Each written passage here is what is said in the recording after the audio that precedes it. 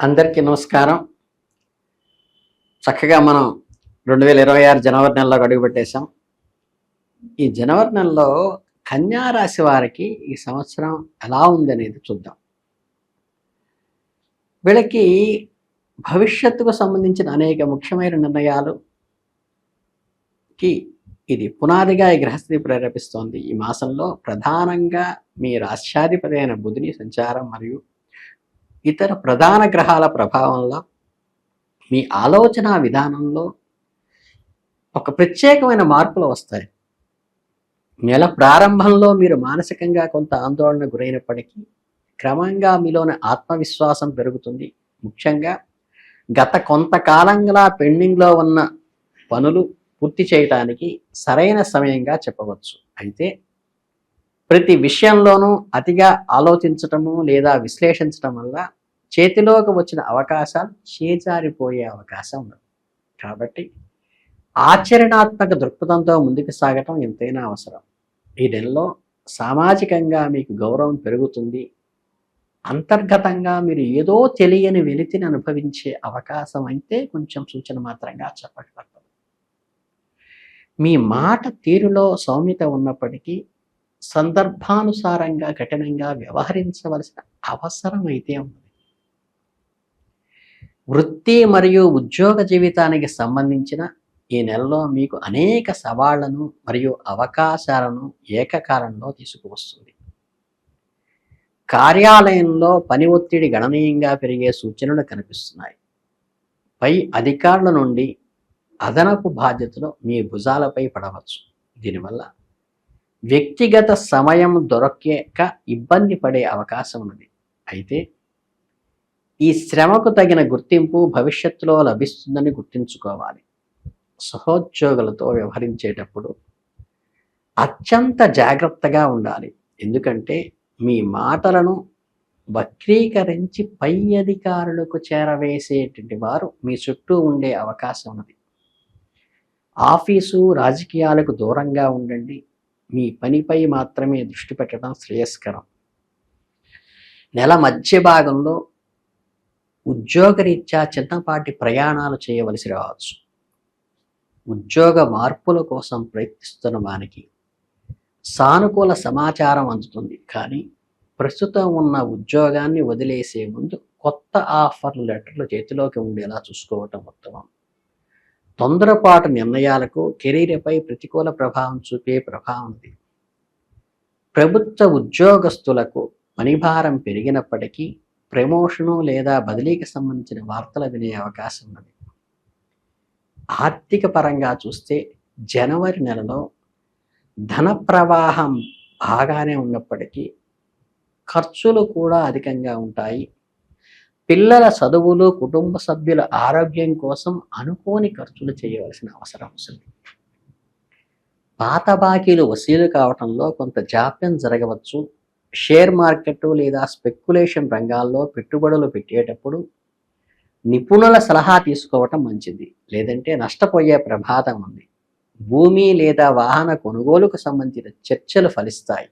మీ ఆర్థిక ఇబ్బందుల వల్ల వాటిని వాయిదా వేసుకోవాల్సిన అవసరం కూడా వస్తుంది.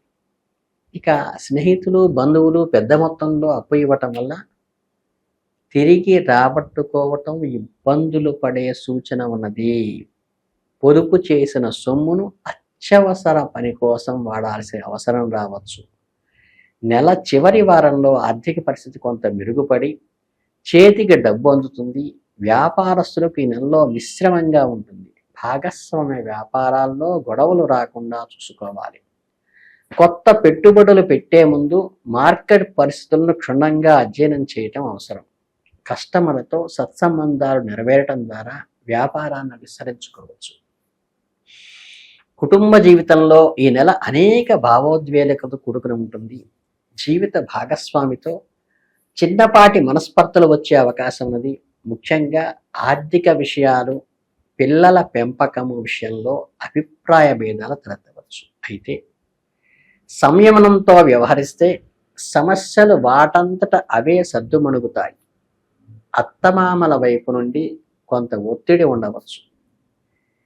అవివాహితులకు వివాహ సంబంధాలు కుదిరే అవకాశం కూడా ఈ నెలలో ఉంది.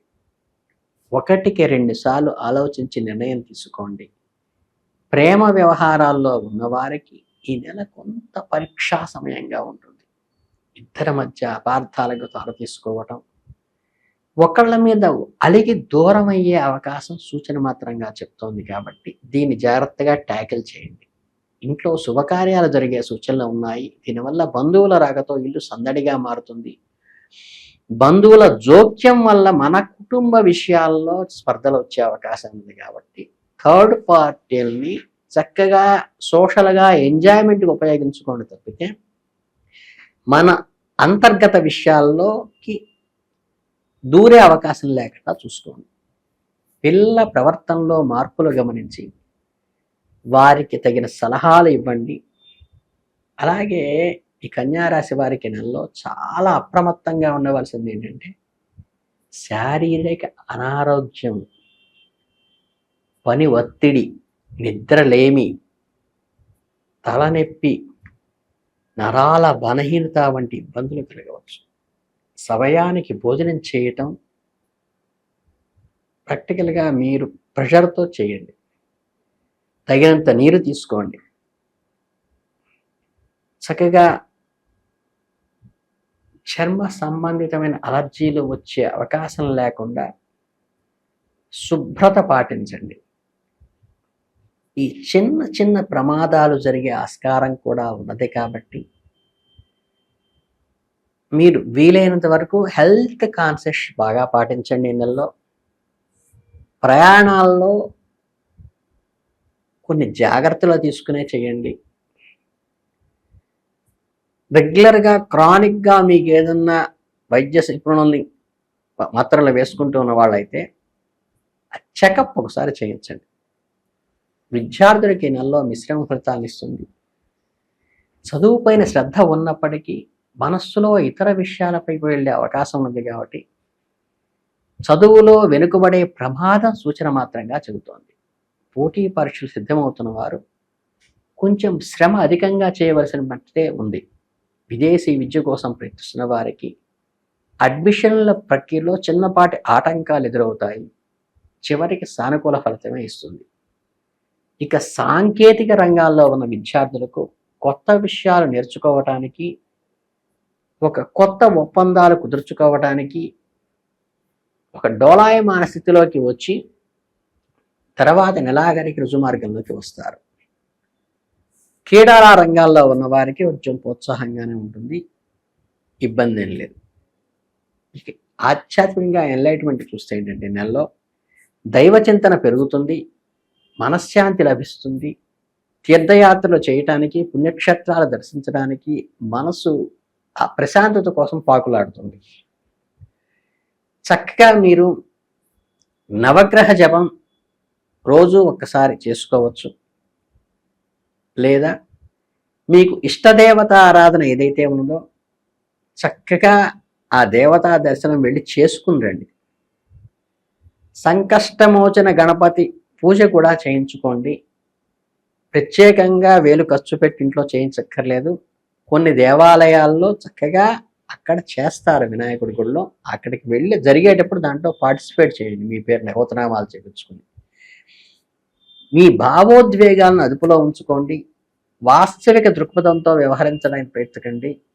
ఈ ప్రాక్టికల్ థింకింగ్ ఒక్కటే మీకు ఈ నెలలో మంచి వజ్రాయుధంలాగా ఉపయోగపడుతుంది. కాబట్టి ఏదో ఇమాజినేషన్ లేకుండా పర్ఫెక్ట్గా ప్రాక్టికల్గా నిజ నిర్ధారణ చేసుకుంటూ ముందుకు అడుగు వేయటం వల్ల అత్యధికమైనటువంటి సవాళ్లను కూడా ఎదుర్కోవటానికి ఇది పనికొస్తుంది. ఆర్థిక ఆరోగ్యపరమైన సమస్యల నుండి ఉపశమనం పొందటానికి కొంచెం సంయమనం పాటించడం, ఓర్పు పాటించడం వల్ల వాటి నుంచి బయటికి రావచ్చు. గణపతి ఆరాధన వల్ల ఒత్తిడుల నుండి, అనుకోని అవాంతరాల నుండి బయటపడే అవకాశం ఉంది. కనుక ఈ 3 నేను చెప్పిన పాయింట్స్ గుర్తుపెట్టుకుని ఈ 3 చేసినట్లయితే చాలా మంచిది. గణపతికి ప్రశస్తంగా బుధవారం నాడు శ్రేష్టమైనది, హస్తా నక్షత్రం నాడు శ్రేష్టమైనది, సంకటనాశన గణేష స్తోత్రం పఠించుకోవటం వల్ల కూడా మంచిది. లేదా ఆ రోజు హోమంలో పగలంతా ఉపవాసం చేసి హోమంలో పాల్గొనడం కూడా చాలా అద్భుతమైన ఫలితాలు ఇస్తుంది.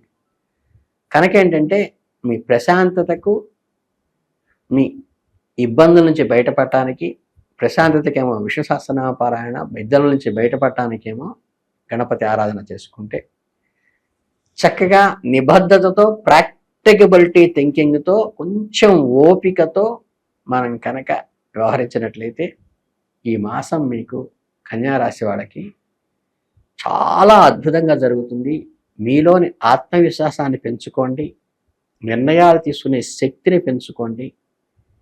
తులసి దళాలతో విష్ణువుని పూజించటం వల్ల కూడా ఈ సంకల్ప సిద్ధి కలిగేటువంటి అవకాశం ఉంది. కాబట్టి మీరు ఈ చిన్న చిన్న రెమెడీస్ చేసుకుని అద్భుతమైనంగా ముందుకు వెళ్ళాలని కన్యారాశి వాళ్ళకి మనస్ఫూర్తిగా కోరుకుంటూ ధన్యవాదాలు తెలియజేసుకుంటున్నాను.